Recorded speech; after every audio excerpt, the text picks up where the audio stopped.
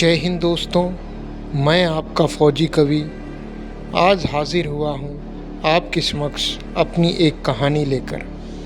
कहानी का शीर्षक है वो कौन थी। मेरा नाम पुनीत है। एक बार किसी ज़रूरी काम से मुझे नैनीताल जाना पड़ा। नैनीताल मेरे घर से करीबन 8-10 घंटे की दूरी पर है। रात के 8 बज रहे थे। मैंने अपनी कार निकाली और मैं नैनीताल के लिए रवाना हो गया। करीबन 2-3 घंटे चलने के बाद मैं एक ऐसे इलाके में पहुंचा जहां पर रोड बिल्कुल सुनसान था। रात अंधेरी थी, रात काफ़ी हो चुकी थी और रोड बिल्कुल खाली और सुनसान नज़र आ रहा था।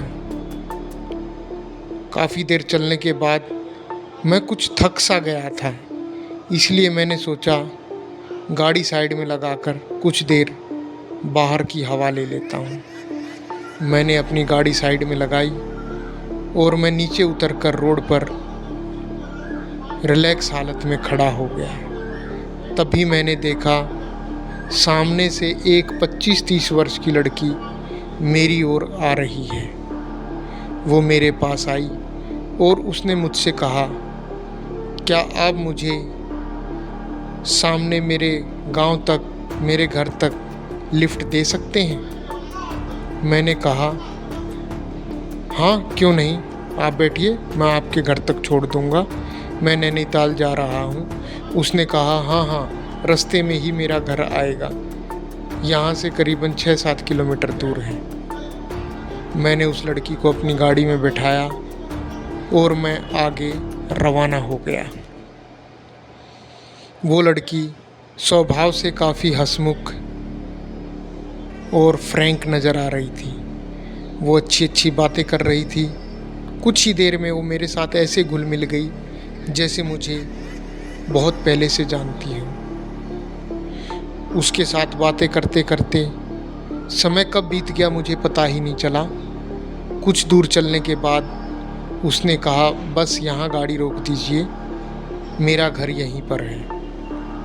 मैंने देखा वहाँ पर इलाका बहुत सुनसान था, आसपास कोई घर भी नज़र नहीं आ रहा था।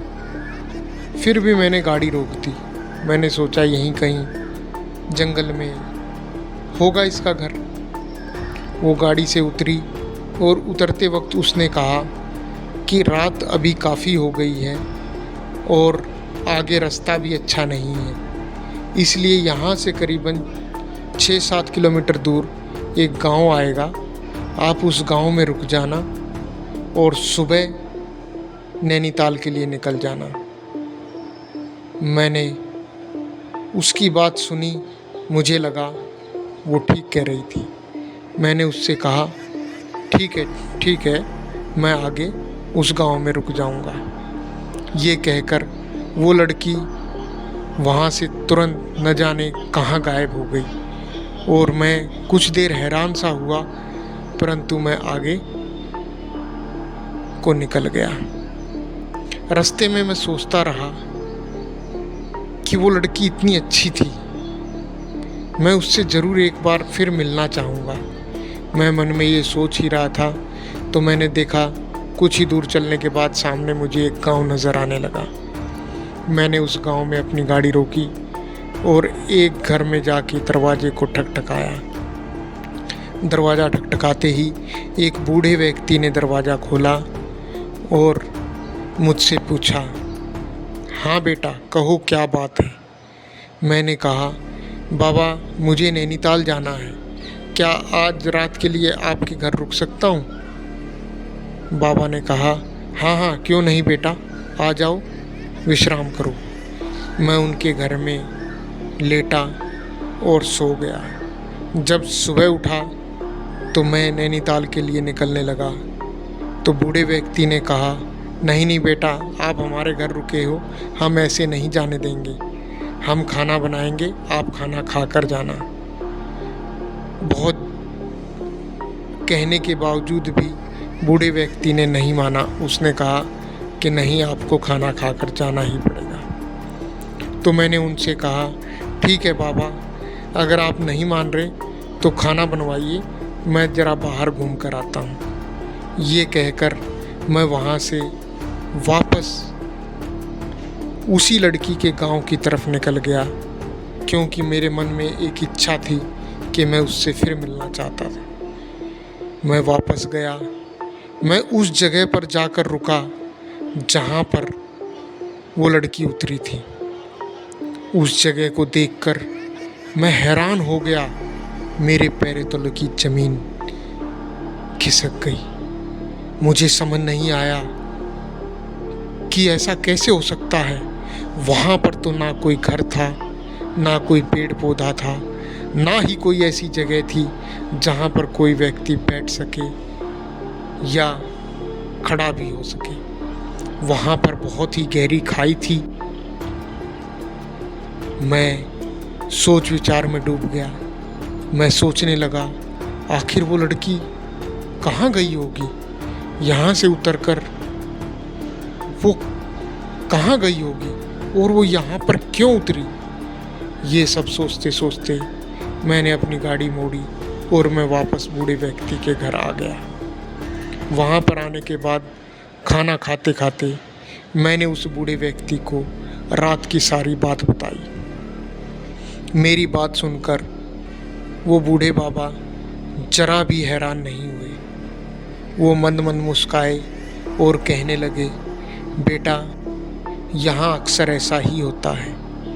करीबन 2-2.5 साल पहले एक लड़की कार से यहाँ आ रही थी और उसकी कार की दुर्घटना हुई और उसकी गाड़ी नीचे खाई में गिर गई, जिसके कारण उसकी मौत हो गई। आज भी वो लड़की, लोग कहते हैं, यहाँ पर आने जाने वालों को दिखाई देती है। वो कार वालों को रोकती है, उन्हें गुमराह करती है और उनकी कार को खाई में गिरवा देती है। मैं बूढ़े व्यक्ति की बातें सुनकर बिल्कुल हैरान हो गया। मैंने खाना खाया और फिर मैं वहाँ से नैनीताल के लिए रवाना हो गया। लेकिन रास्ते भर मैं सोचता रहा कि आखिर ऐसा कैसे हो सकता है। वो लड़की कौन थी? वो कैसे रात भर मेरे साथ बातें करती रही? अगर बूढ़े व्यक्ति की बात सच है तो एक मरी हुई लड़की कैसे किसी को दिखाई दे सकती है?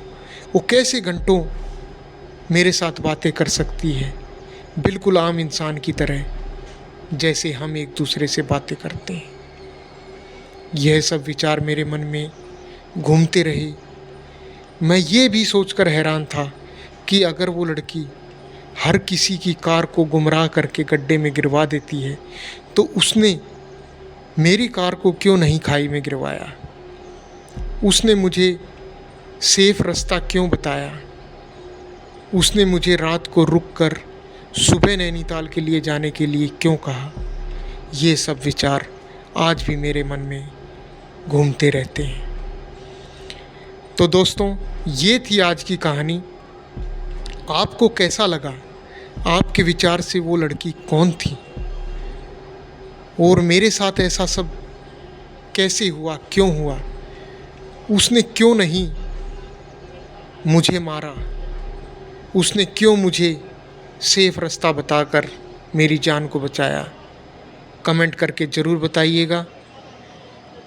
जल्द ही मैं अपनी अगली कहानी या कविता लेकर पुनः हाजिर होऊंगा। तब तक के लिए जय हिंद, जय भारत।